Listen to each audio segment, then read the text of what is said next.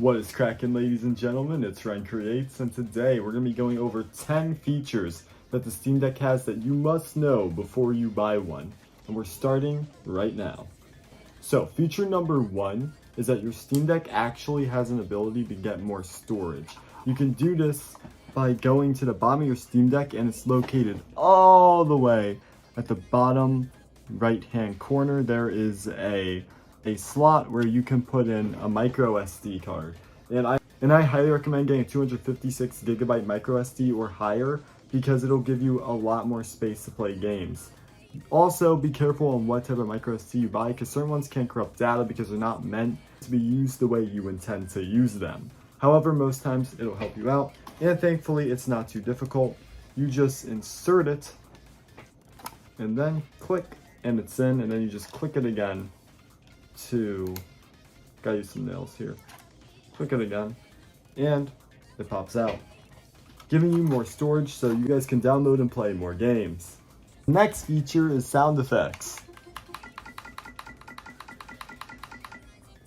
Yeah, it's not the most pretty thing to listen to, and it can get very annoying and can become disruptive. Thankfully though, there is a way to turn this option off.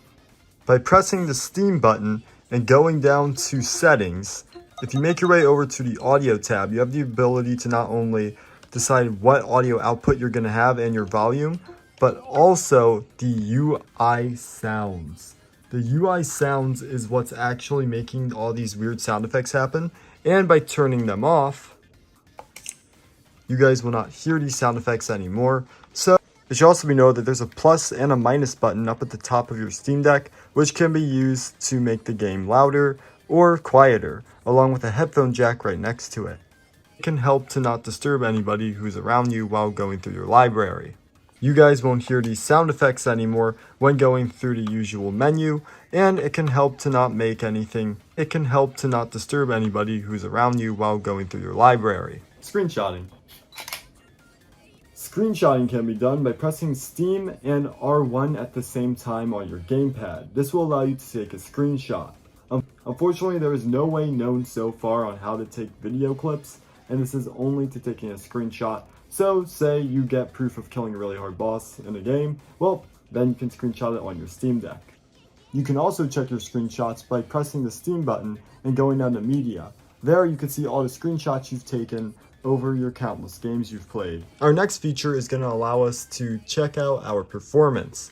By pressing these 3 dots here at the bottom on this button, you can actually open up the side menu to your right, which displays your internet connection, your battery percentage, your time, and your profile picture, along with these features including notifications, your friends, your quick settings, your performance, and help. Performance is where we're going at, and it'll project a usual battery lifetime with 91 minutes, with 91% for me, equaling about 3 hours and 6 minutes, or 7 minutes of playtime.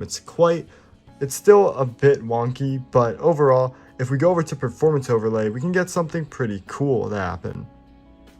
By pressing A and going to 1, it'll show our FPS up at the top left hand corner of the screen. However, if we go to 2, we can see our CPU and our battery life, along with the frame rate and if there's any dips. At 3, we can see the RAM and a few other options, and at number 4, we can see the multiple CPUs and a few other features, which is great, including the fan. However, this is not the only thing we can do, as if we press advanced mode, we can check out other things, including our performance settings, which you can decide to lock your frame rate at 60, 30, 15, or you could have it off, but keep in mind off is for best performance, and if you're going to do this, and if you're going to be on the go with the Steam Deck, I recommend keeping 60 as your limit. The refresh rate is also something that if you decide to turn off, you can get a bit more of a performance boost, but overall you should keep it on. A few other things you could do to preserve your battery life here as well, including the half rate shading, which applies variable rate shading to save power, and then there's thermal power, which is the TDP limit, which limits our processing power for less total power. And then there's manual GPU clock control, which sets GPU to a fixed clock. And then we have scaling, including linear, nearest, integer, and FRS, which has sharpness.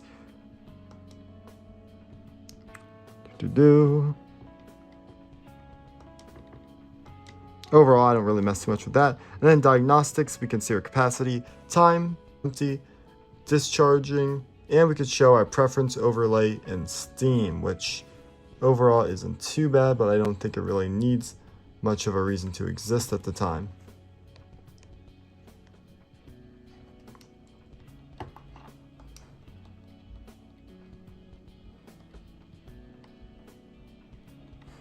Remember how I mentioned the 3-dot button? Well, if you make your way over to the quick settings, you can turn on airplane mode, your Wi-Fi, Bluetooth, and night mode on and off, along with your game rumble, which will have rumbling happen in the game, and Steam haptics, which is also a sort of a type of rumbling that can happen with these touch D-pads here.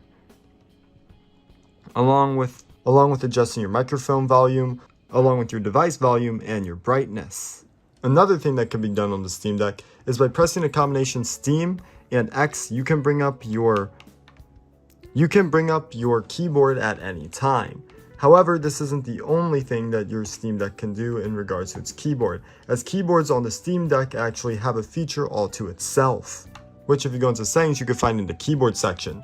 The keyboard section has its own default theme, but you can also visit the shop to get 4 different types of keyboards for your Steam Deck if you want to. They do cost quite a bit of Steam coins, however, so it's up to you if you really want them. I don't think they're that great personally. I personally think they should just be free, but let me know what you think in the comments. You can also adjust the haptics of the keyboard, activate keyboards, which you can have different ones depending on what your country is or your language. And then there's also trackpad typing as well. Remote play is another great feature that the Steam Deck has.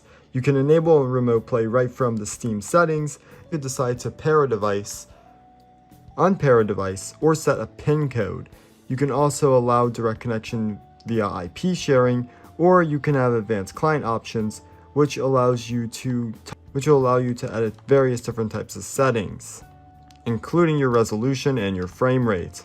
Bluetooth is another incredible feature that the Steam Deck has. Now, of course, not all devices can be hooked up to the Steam Deck, such as devices that need a USB port in order for them to be usable on the device, but you can always hook up your Bluetooth and then activate all your devices. These can include monitors, headsets, controllers, and even microphones. The Steam Deck has many different buttons and controls on it. Some are very foreign to people who are new to the Steam Deck.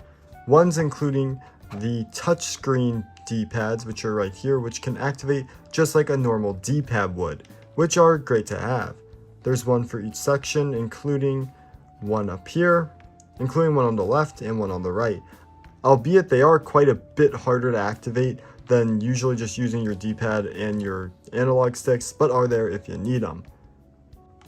On the back, there is 4 extra trigger buttons, including an R3 and an R4, and an L3 and an L4, which can all be mapped onto your controls for different games that might need more inputs from different buttons, along with having the usual 4 control triggers at the top as well. It should also be mentioned that the touchscreen can work like a mouse, but it is very difficult to work. One of the greatest features that the Steam Deck has with its controls is being able to map out your own. You can do this by pressing the Steam button and then going over twice to your actual gamepad controls. From there will be a control settings, and you can decide what you want to use. You can always make your own layout and map out your keys, or you could use the default, which I like to use most of the time. There are gyro controls, although I would highly not recommend ever using them on a Steam Deck or gamepad of any kind. Another thing is if you press and hold down the power button, you have different types of power options. There's one for sleep, one to shut it down, one to restart it, one to change your account, and one to switch to your desktop with Steam, which is great and expected for this. So there you guys go. There are 10 features that you must know before purchasing yourself a Steam Deck. This is the 64GB version I have, and I've had a lot of fun using it. Overall, I would say that the Steam Deck is definitely worth a purchase if you're somebody that wants to play PC games on the go and have your own little PC gamepad portable. This is the one to pick, and I hope this video did help you guys out if you are new and have the Steam Deck and didn't know a few cool little features it has. But as usual, thank you guys so much for watching today's video. Make sure to like, subscribe, and hit the notification bell, along with a notification bell for all my notifications so you guys don't miss when I upload new content about the Steam Deck, and see my streams, and get notified of my streams and my community posts. Also, make sure to go and check out all my other socials in the description below, follow my Twitch, join my Discord server, and make sure to go and check out my merchandise, or decide to use my coupon code RENCRATES at AALA.com to save 3% on your next purchase. But until next time, thank you guys so much for watching this video, and I can't wait to see you guys in the next one when I show you guys the best power battery saver settings for your Steam Deck. Peace.